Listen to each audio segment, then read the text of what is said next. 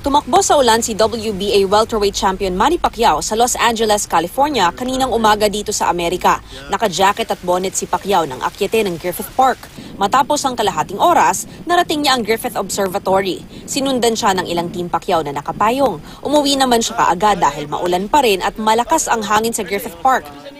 Tsaka nag-almusal ng paboritong sabaw, isda, ampalaya at kanin. Kasabay ni Manny kumain ang matalik na kaibigan at head trainer na si Buboy Fernandez. Aminado si Coach Buboy na kinakabahan pa siya.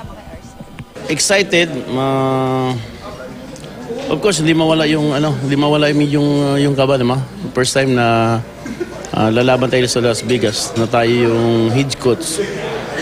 Alam ko naman na maraming taong expected kung ano ang ipapakita ng ating fighting senator. Pero sa ipinakitang training naman niya sa akin at lahat ng gusto namin mangyari sa game plan, lahat ng susunod niya naman. Nakita ko na to sa Margarito na laban eh.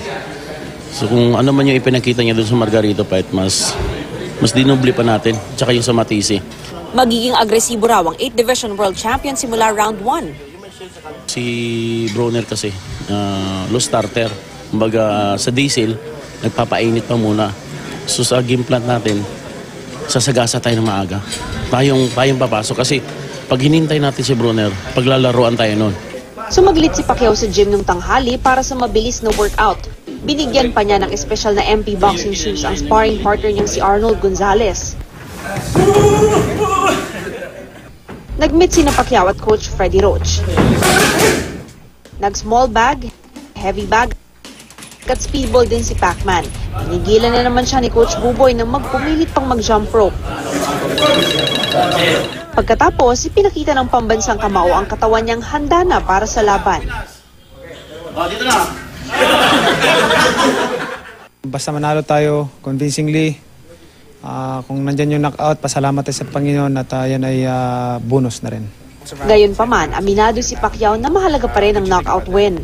Very important to me because it's a challenge because this is my first fight at the age of 40, so very challenging and to give my best. You want to show that you get better after 40? Yeah. Life begins at 40. Exactly. Ito na ang opisyal na huling training day ng pambansang kamao at papunta na ng Las Vegas ang buong Team Pacquiao. Hinahanda na rin ni Manny ang katawan niya dahil maulan din at mas malamig pa raw sa Las Vegas dahil winter ngayon. Mav Gonzalez, GMA News.